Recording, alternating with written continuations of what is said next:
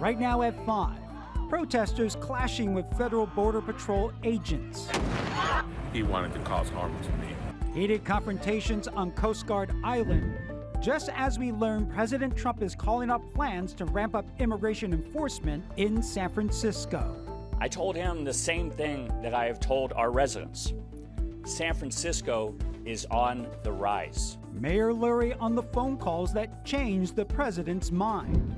In wine country, new fees are meant to help the housing shortage. Why the people building the homes call it the wrong move. The families won't be able to afford to build their homes here, and you're probably going to be pushing more people out instead of bringing more people in. And small acts are making a big difference. People outside of Oakland and even people inside of Oakland think that the perception is the reality, and I begs to differ. Meet the community organizer honoring his late daughter's legacy by changing the narrative of the town.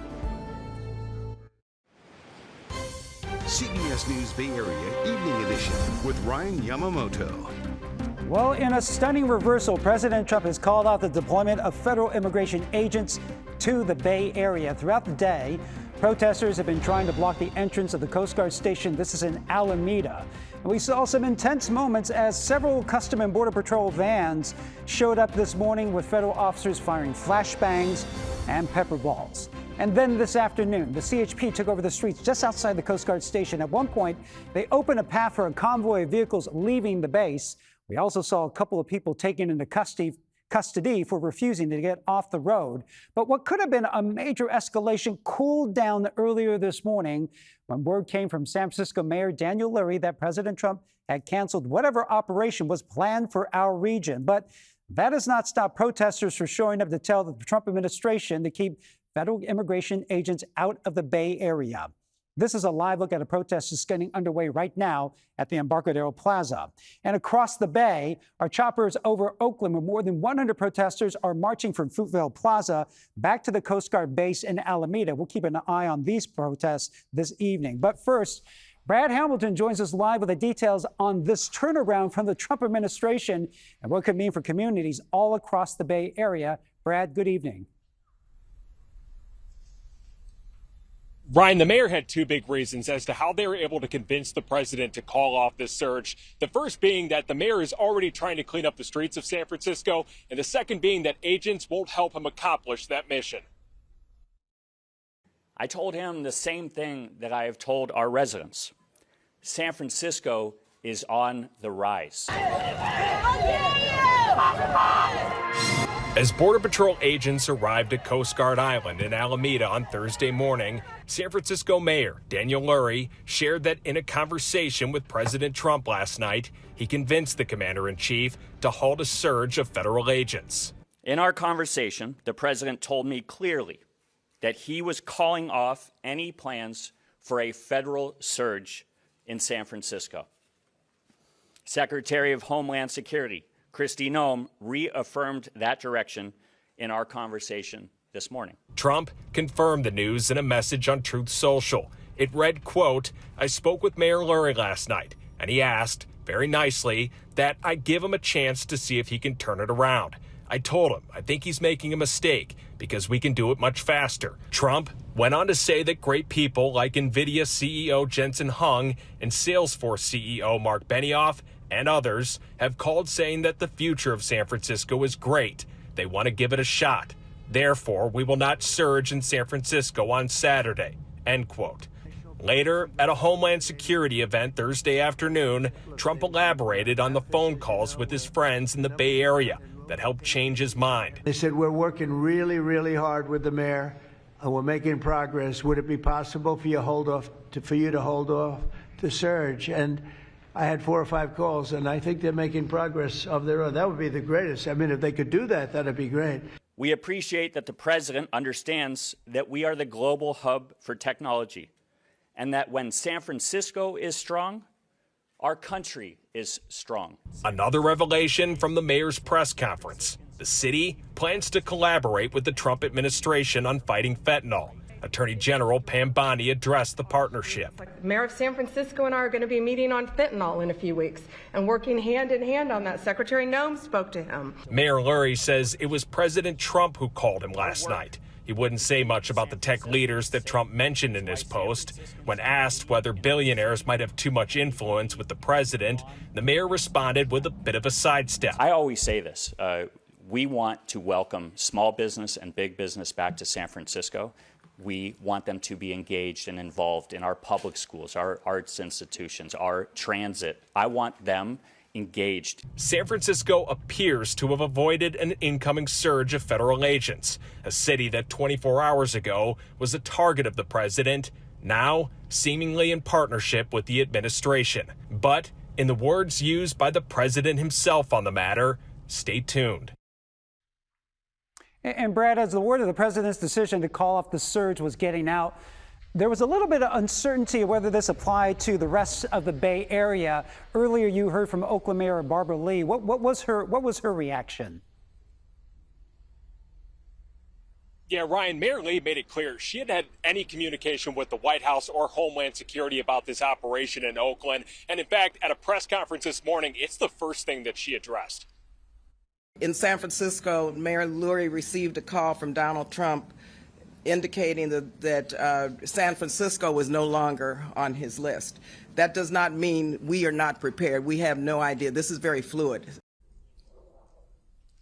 Mayor Lee was flanked with other local leaders as they were really coming together to show their support for the immigrant community and also Oakland as a whole. And she wanted to really make sure that everyone knows that they should protest, but they should do so peacefully. Brian?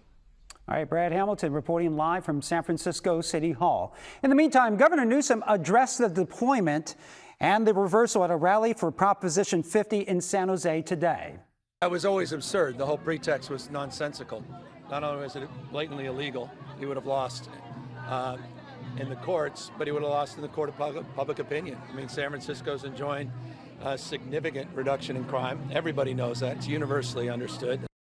And we mentioned the uncertainty about whether the president's announcement applies to the rest of the Bay Area. We spoke with CBS immigration reporter Camille Montoya Galvez about what he's hearing from Washington, D.C. Department of Homeland Security sources tell me that this Border Patrol operation has been canceled and scrapped, and that the resources and the manpower that were going to be sent to that region of the country have been redirected to other locations across the U.S. So we are hearing that these federal agents will not be deployed in San Francisco. What are you hearing about them being deployed in other parts of this region in the Bay Area? So far, I have not heard that there will be a significant deployment of new Border Patrol agents or ICE officers to other parts of Northern California. But of course, ICE continues to have a field office there in San Francisco. And what I'm told is that they will continue to conduct routine operations in their area in the coming days and weeks. All right, Camille with CBS News, thank you very much for joining us. Everybody back it up. Let's go. Get back. Run through right now. Get out. Back it up, brother. And before the announcement that the planned federal surge was called off, we did see some chaotic moments like this as protesters and agents clashed. At one point, flashbangs and pepper spray were deployed to break up the crowd. And another live look from our chopper in Oakland right now. More than 100 protesters marching from Fruitvale Plaza back to the Coast Guard base in Alameda. Big group walking there right next to the road. So let's get to our very own Kenny Choi, who's been monitoring the protests in Alameda all day. So what's the scene like right now? Yeah, Ryan, so what was a crowd in the hundreds earlier today has thinned out, as you can see right behind me. It was a day of peaceful protests for the most part, but there were some clashes igniting some tense moments. Shame! Shame! Shame! Shame! Shame! Shame! Shame! Tensions escalating as federal agents tried to move past protesters who pounded the hoods of at least 2 marked Customs and Border Protection vehicles, with several cars trailing behind. And they stopped at the crowd and got out and said they were going to drive through us. If we didn't move, they weren't going to stop once they started. And they started pushing through. They ran over one gentleman's foot. Another person got pushed off. After the vehicles passed through, witnesses say federal agents in tactical gear set off 2 flash grenades. We have a medic. Jorge Bautista, a pastor from Oakland, was injured. He spoke after, his face covered in powder and tearing up from what appeared to be pepper balls. Because it is our responsibility to express love and be on the side of peace and to make sure that no families are being harassed and threatened with their lives. Bautista says he came to protest as part of a group of interfaith leaders. We're protesting peacefully, we're walking, we're staying within the law. They are the ones who are out of the law. They are the ones who are breaking the law. Protesters saying they oppose the deployment of federal agents and National Guard troops into cities across the country and what they believe are inhumane and illegal deportations. Throw your signs at me? That's not okay. As the day went on, there were some more clashes among the crowd still gathered. Are you okay, bro? One man wearing a thin blue line hat got shoved to the ground by protesters, blood streaming from his face. This man wearing a MAGA hat also wanted to be heard. If they have the right to come out here and walk around, so do I. We are not here to be violent, but if we are being aggressed, what do you do? In the afternoon, protesters remained. CHP moved in to clear the intersection to allow vehicles to pass through. We saw at least 2 people being taken into custody. So once CHP did clear that intersection and got things under control, there were dozens of cars that left the base, the U.S. Coast Guard base here in Alameda. We also saw a caravan of unmarked SUVs. It's unclear whether those were Border Patrol vehicles from the federal government. But again, as you can see right behind me, the crowd has thinned out, but we do expect that to change throughout the night. We did see that overhead shot from the helicopter showing a large group making its way to Alameda. Ryan? Yeah, that large group coming from Fruitvale back to the Alameda base there. So we'll keep an eye out and see if things escalate once again. Kenny Choi reporting live from Alameda. Thank you very much. And let's give you a live look from San Jose right now. Labor leaders and elected officials are coming together this evening in a show of support for immigrants in the community and to tell the president to keep federal forces away. In the meantime, faith community and labor leaders came together earlier this afternoon in San Francisco to deliver the same message to the White House. Keep federal troops out of the Bay Area. They're also calling on local residents to take action in their own neighborhoods. No one is coming to save us. They're only sending folks, to destroy us, that we have to start fighting back. And that's at kitchen tables, that's on corners, that's in offices, that's with our families. More than 150 organizations issued a joint statement today calling the president's immigration enforcement tactics an invasion of American cities. And we mentioned earlier, President Trump credited 2 of the Bay Area's most notable billionaires, NVIDIA CEO Jensen Huang and Salesforce CEO Mark Benioff, in convincing him to hold off on the deployment of federal troops. Benioff has been in hot water in the last few weeks after he voiced his support for the National Guard in San Francisco. But during the Dreamforce conference last week, he walked back those comments after receiving backlash from the public. Huang, on the other hand, has praised President Trump for his support of artificial intelligence, but had remained mostly quiet on politics and policy. NVIDIA has not said what role its CEO may have played on Trump's decision to call out the federal operation in San Francisco. But earlier today, I had a chance to speak with political science professor Caroline Heldman, who says the president's reversal shows what factors into his decisions. What just happened in San Francisco really exposes the fact that it's just not about law and order. It's about who has what clout. It's about maybe market cap. It doesn't speak well for democracy when you have big tech having this much sway with the president. But for the people of San Francisco, thank goodness, big tech has this sway, because now you don't have troops in your city. Well, ever since the election, a number of big tech CEOs have been courting the president's favor, with Apple, Google, Meta, and Amazon all contributing to his inauguration fund. And we're staying on top of all the latest developments on the scrapped immigration enforcement operations and the protests all around the Bay Area. Just head to kpix.com or watch us on the CBS News app. In San Francisco tonight, the Warriors will look to build on their impressive opening night victory in front of a sold-out crowd at Chase Center. Our very own Vern Glenn joins us live inside Chase Center. Vern, another marquee matchup after downing the Lakers on Tuesday. Ryan, this is an event city, right? So this is where you want to be. The Warriors' home opener, hosting a team that always gives them fits, the Denver Nuggets. They beat the Dubs 9 out of the last 10 meetings. But, man, the Warriors sure took care of business Tuesday night in L.A. Steph Curry and Jimmy Butler combined for 64 points. And as for tonight's home opener, it never gets old for head coach Steve Kerr, now in his 11th season with the Dubs. I wouldn't know what acting feels like, but I know as a coach I get butterflies before every game, and just like I did as a player. And as soon as the butterflies leave, it's probably time for me to leave. All right, we're coming back in sports with more. We'll see you in about a half hour. Ryan? All right, Vern Glenn reporting live from Chase Center. Well, up next, a major scandal sending shockwaves through the NBA, overshadowing opening weekend. Basketball seems to be the sport where you have the most of this, probably due to the prevalence of prop bets.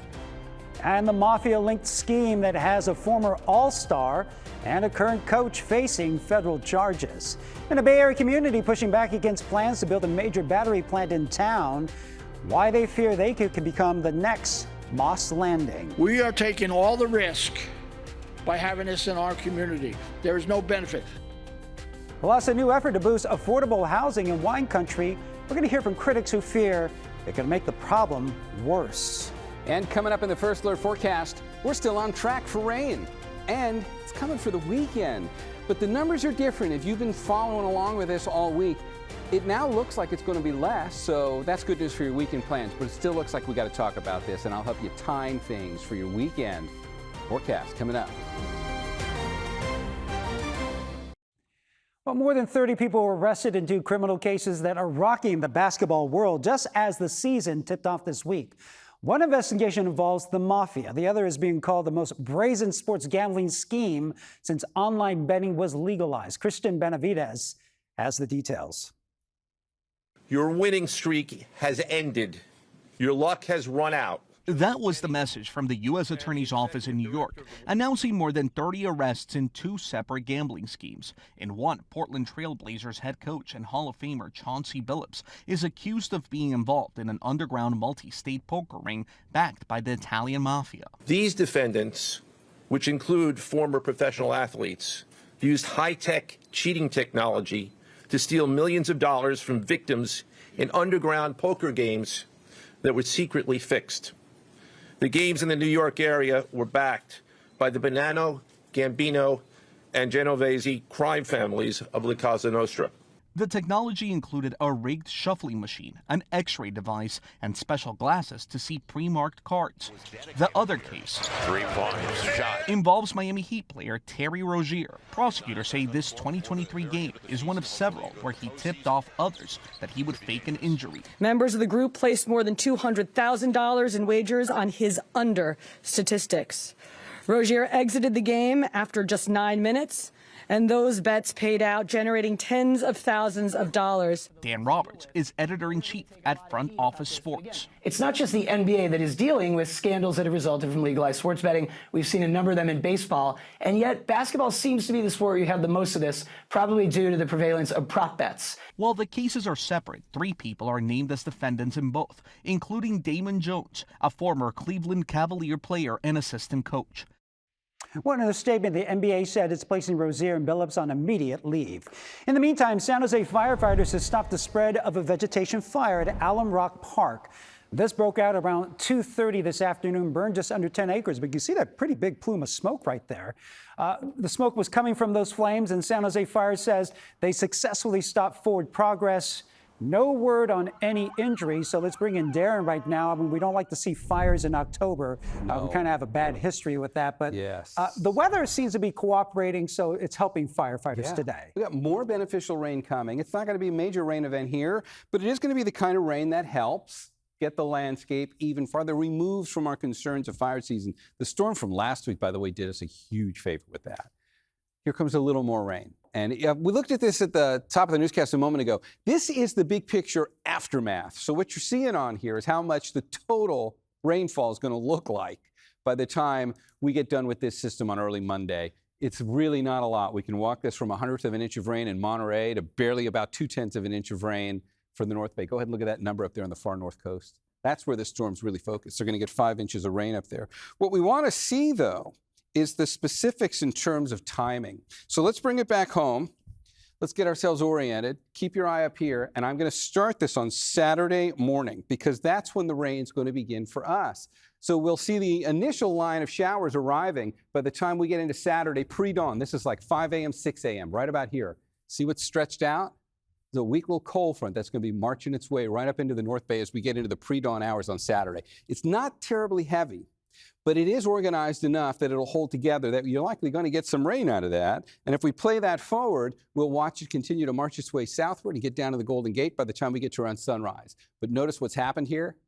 It's a lot weaker, way less there than what we were seeing in the North Bay. You get some rain here, but this is, when it looks like this is a scenario where you get a few light showers that just kind of move through real quick. You notice it and then you move on, and you don't really get an impact on the day. But technically, you can say you did get a little bit of rain. All right, let's take it from that point now and play it forward. And what we'll see as we do that is the next line of showers, as that works its way down to the South Bay, falls apart by the time it gets down here. This is Saturday morning by 11. That's the first little front. That's it. Most of Saturday is going to be fine. Look what happens as we play this through. Here's your timestamp. Now, this is Saturday afternoon. We're going into Saturday evening. There's really not a whole lot that happens here. And then we're waiting for the next little line to come through, and that shows up right up there. And you can see what we're looking at here. This is now going to be Sunday morning when the next band of rain comes in. And this one will be focused a little more likely in the North Bay.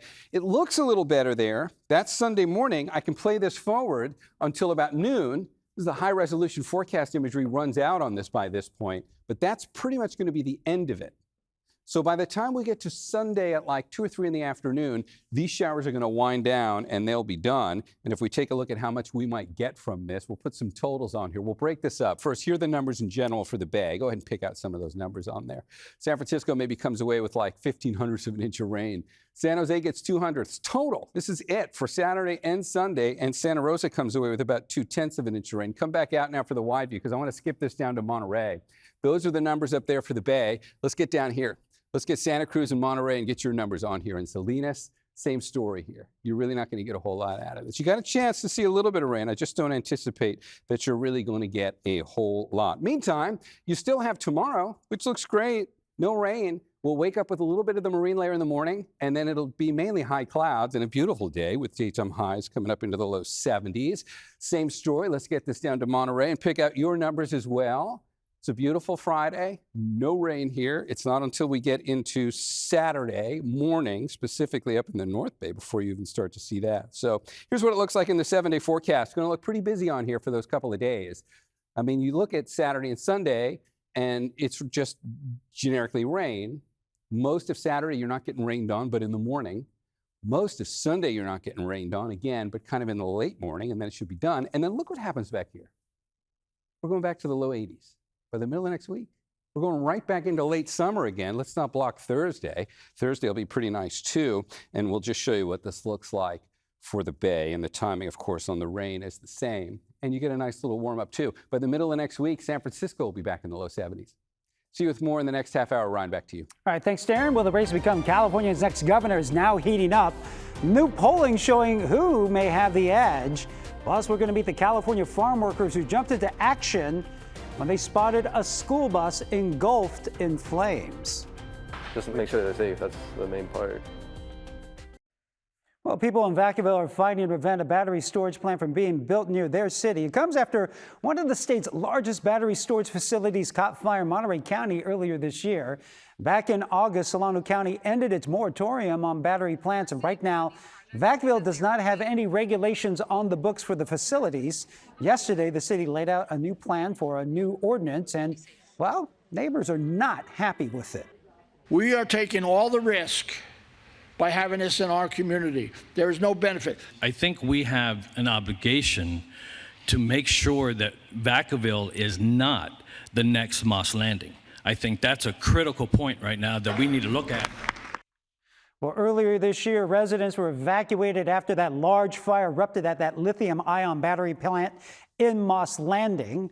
The city expects to publish its draft ordinance in November. Well, 2 San Joaquin Valley farm workers are being honored for their heroism. Angel Zarco and Carlos Romero were fixing a tractor last month when they sprung into action. Look at this, rescuing nearly 20 students from a burning school bus.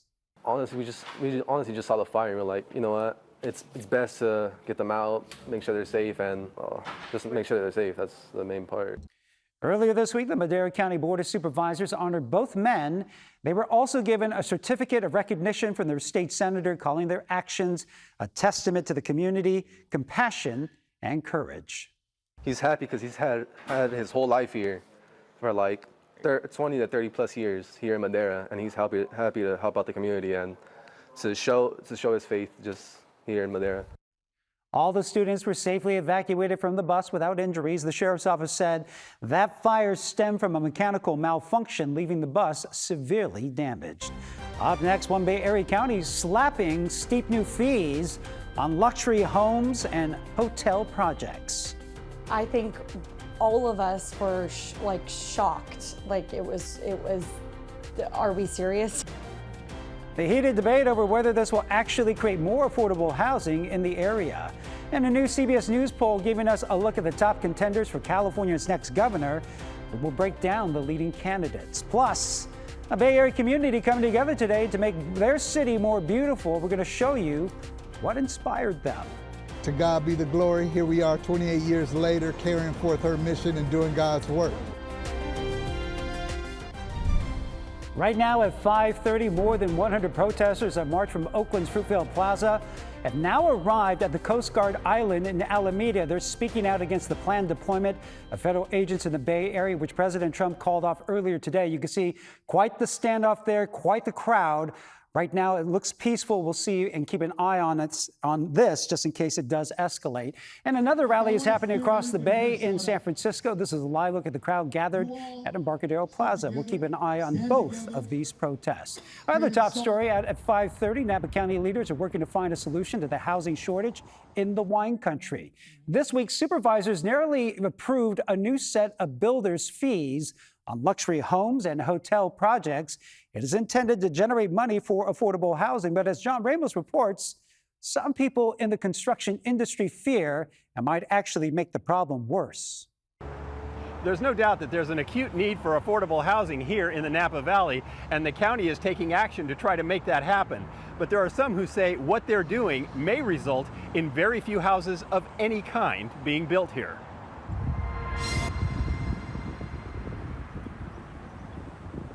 First, the problem. The median income in Napa County is about $70,000, but the median home price is $977,000.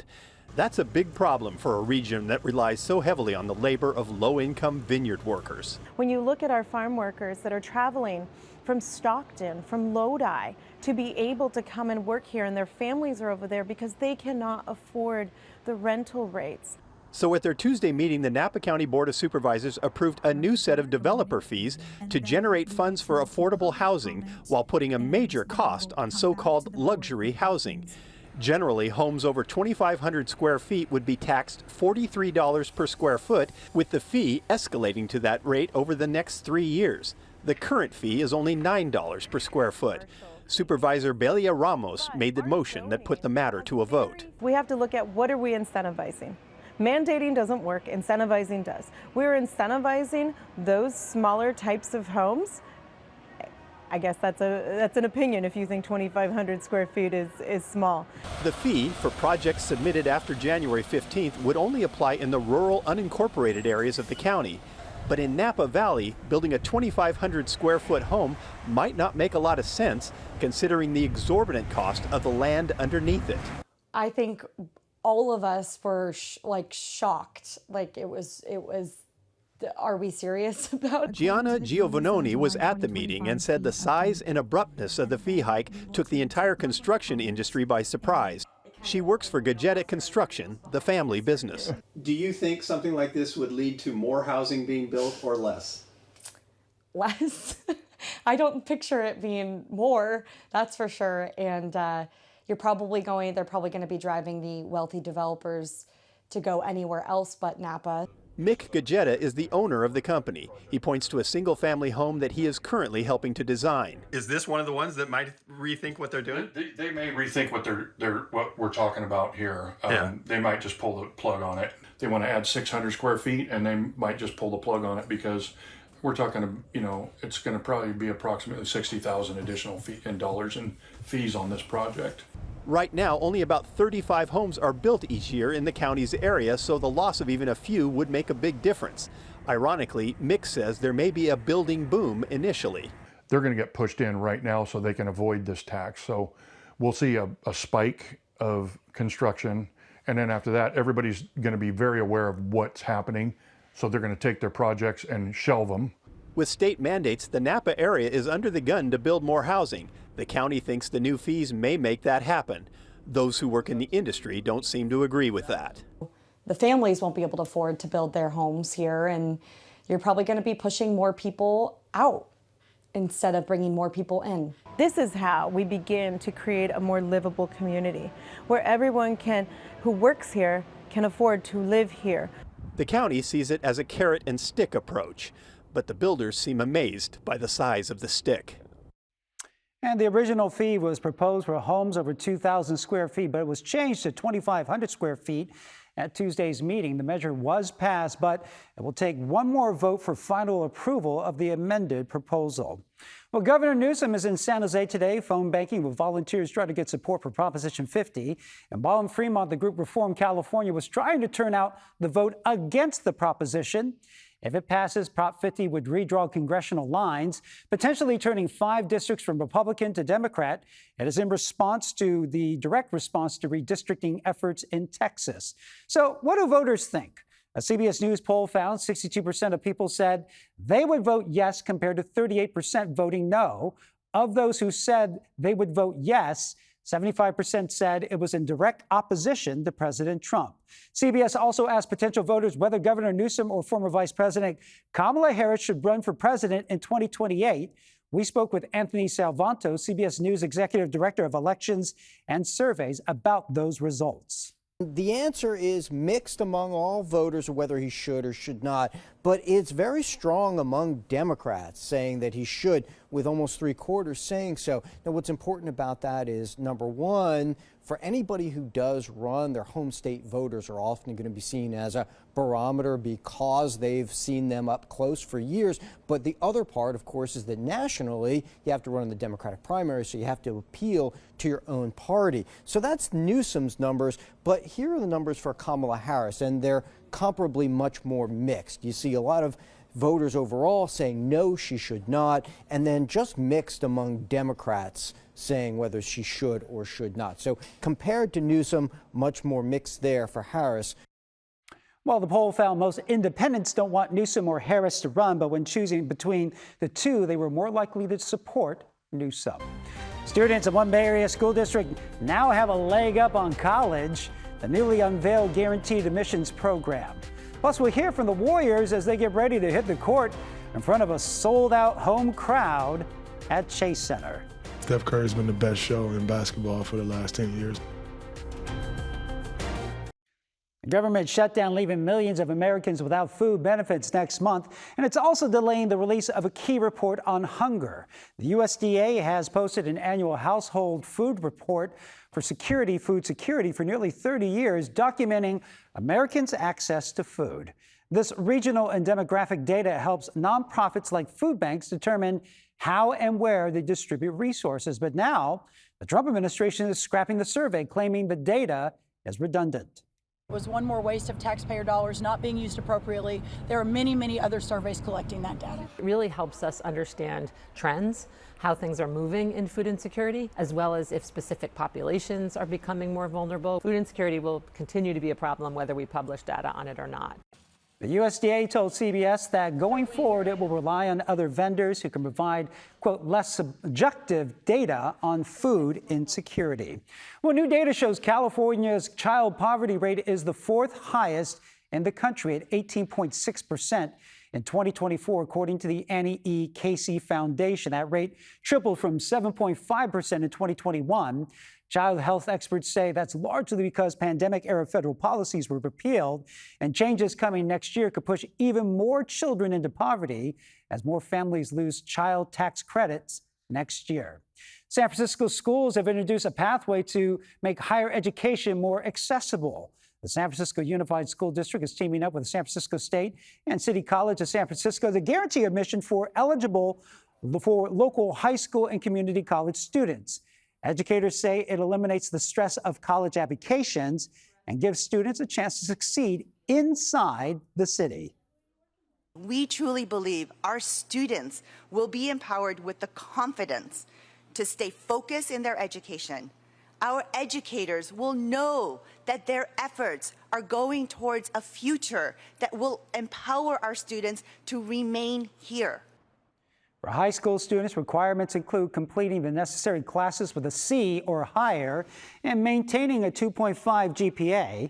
Meanwhile, transfer students will need a minimum 2.0 GPA and complete 60 transferable units. All right, straight ahead in sports. Hello, Chase Center. Good to see you again. You get the headliner tonight. Golden State Warriors basketball and their home opener.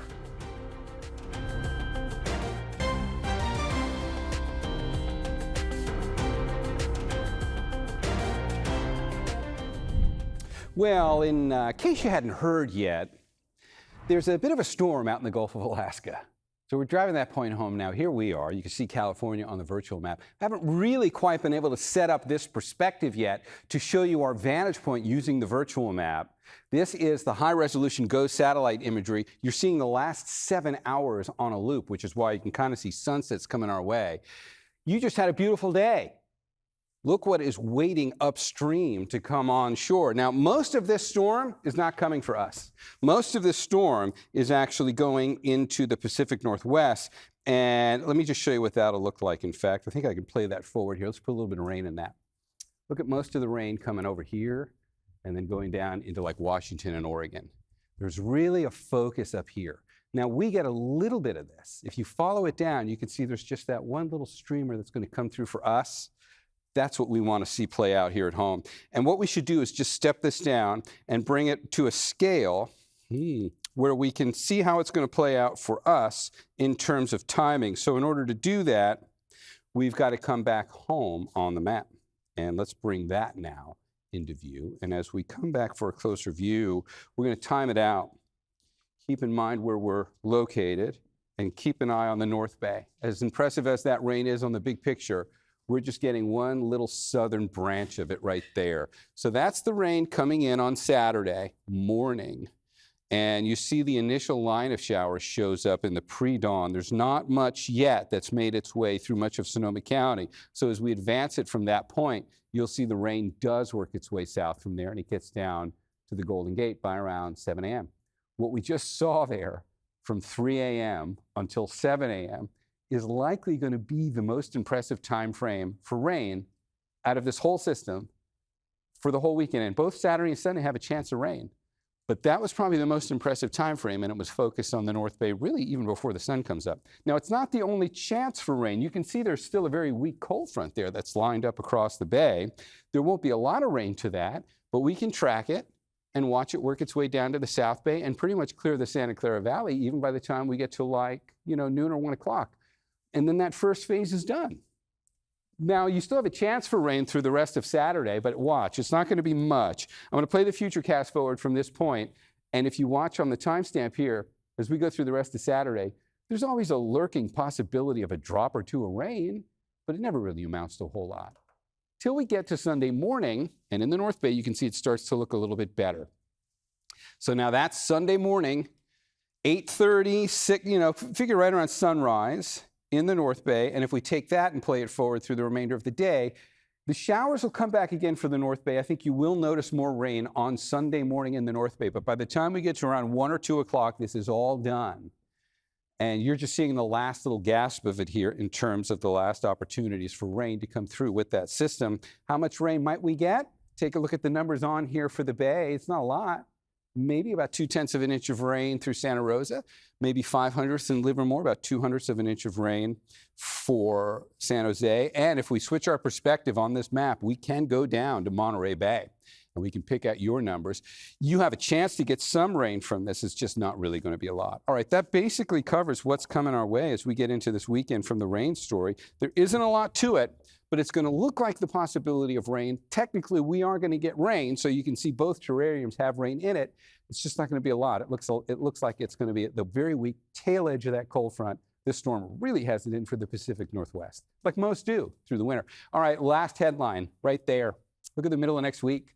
So after we come through this system and we don't get a whole lot of rain from it, we're going right back into late summer again by the middle of next week. We're going to be in the low 80s for our inland microclimates, and you can see the numbers here for the Bay. We'll be in the mid-70s. That Wednesday in the city, 71 degrees. Still late summer here. All right, Juliette, over to you. All right, thanks so much. Coming up at 6 o'clock, we're going to take you back out live to Alameda, where dozens more protesters just arrived outside the Coast Guard base to tell President Trump to keep federal agents away from the Bay. The president has called off a planned operation. We'll have the very latest in this busy day of developments. Plus, the home stretch in the race over redrawing California's congressional maps. We'll hear from both sides making their final pitch to voters on Prop 50. And, oh gosh, look at this guy. But could South Lake Tahoe become a sanctuary city for bears? We'll hear from a resident pushing the proposal. That's Mama and her baby there. All that coming up in about 10 minutes, but let's head to Vern for a look at sports. KPIX Sports is powered by Kia. Learn more at kia.com. Kia, movement that inspires. All right, welcome to Chase Center courtside and the atmosphere of the Warriors home opener. We're going to run the floor tonight at 7 o'clock with the Denver Nuggets. And what a night for star player Steph Curry, one of just 10 players to have spent 17 or more seasons with one team. Steph Curry's been the best show in basketball for the last 10 years. And it goes back even longer than that in the Bay Area. We've seen Steph go from the babyface assassin to the face of the NBA. The four-time champion is now a father of four. His oldest daughter, Riley. Remember when she interrupted Steph's press conference? We're both supposed to, Get too well, Daddy. I know. Hold on one second, okay? That was 10 years ago. She was courtside in L.A. Tuesday night and helped set up Steph for another season. Weird, because when my dad retired, I was the same age Riley is now. So it's kind of a full circle, knowing the experiences I had as a kid watching and getting to relive that as a dad now. Jonathan Kuminga is still just a kid in NBA years, but the 23-year-old impressed his veteran teammates with his performance in Tuesday's win against the Lakers. If he keep playing the way he's playing, being aggressive, shooting the ball at a clip like he did right there, he had 6. See, this is what I'm talking about. 6 assists is wild. Wow. I think we're going to be really good if he can pull off 17, 9, and 6. Make it free throws, he have 18, 9, and 6. This is the Audi Red and Gold Report. The plan was never for Eddie Pinheiro to become one of the most accurate field goal kickers in NFL history. But he's done just that after quitting his first love, soccer, and pursuing football. I knew that doing this, I can give my parents a better opportunity. Pinheiro plays for his family and was able to kick in front of them when the Niners played the Bucs in Tampa. I feel like sometimes I'm still a little kid. Like, I want to perform good in front of my mom and dad. Like, I want them to be proud of me. His golden leg is hereditary. His dad immigrated from Cuba in the 80s and later became a pro soccer player in Fort Lauderdale. Pinheiro Sr. worked construction after his playing days, but retired 2 years ago thanks to his son. He's worked his whole life to give us the best life, so now it's time that I give him the best life. We talk every single day. I mean, I bought him a house 2 houses down from mine, so I got to keep him close. That's the only guy I have left in this world. The life of an NFL player can certainly be glamorous, but Pinheiro isn't focused on that. I do it for them, and if it's up to me, I'll live under a bridge. I'm okay. As long as they're living good, that's all that matters. His dad used to take him to the soccer fields at 5 a.m., and when he'd get home from work, back to the soccer fields to practice again. He had a heart attack earlier this year and is waiting for doctors to clear him so he can come to San Francisco to watch his son. A couple of big nuggets for you. The 49ers and the Warriors. That'll do it from Chase Center. We'll see you on The Late Show. All right, thanks, Vernon. Go Dubs. Well, for decades, an Oakland man has been working to better his community in honor of his daughter who was killed in a tragic shooting. Up next at 5, we're going to talk to him about his efforts that have turned into something much larger. To hear people drive by and honk and say thank you and we appreciate you, that made it all worthwhile. Well, a community organization is on a mission to change Oakland one piece of trash at a time. For Donald Lacey, that pursuit is rooted in personal tragedy, as well as a deep love for his city. Kevin Coe has his story. Man, I wish I had one of these when I was a kid. It would have made my chores a lot easier. You feel me? Donald Lacey loves Oakland. Yeah, this is what my community is all about. Nothing gets him more excited than giving back to his city. We're going to come here, start here, and clean up the area. But what the executive director of the Love Life Foundation loves more than anything else is his late daughter, Loisha Lacey, who was shot and killed in Oakland in 1997. She wanted to start an organization to address the disturbing trend of violence among particularly young black youth. And unfortunately, she was the innocent victim to a shooting, but to God be the glory. Here we are 28 years later, carrying forth her mission and doing God's work. That work includes picking up trash around encampments on West Grand Avenue, a small part of Love Life's mission to empower Oakland communities and at-risk youth. Diallo grew up in West Oakland and believes small actions like this lead to bigger and better outcomes. Seeing people like Don in the community, you should get active in the community so things can change. A lot of people say and talk about change, but they never actually do anything.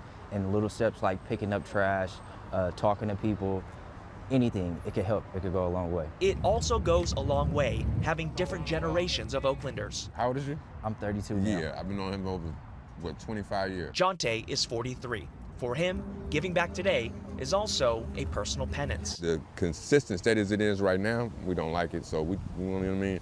It started with us, so we got to give back. And, you know, we used to run in these streets, so it's just right that we clean up these streets. That perspective is what keeps Donald Lacey going. To hear people drive by and honk and say thank you, and we appreciate you, that made it all worthwhile to be out here today. He hopes to change the perspective of the city his daughter loved, the same way he turned his tragedy into nearly 3 decades of trying to turn the city around. After a while, if all you see is negativity, murder, mayhem, people outside of Oakland and even people inside of Oakland think that the perception is the reality, and I begs to differ.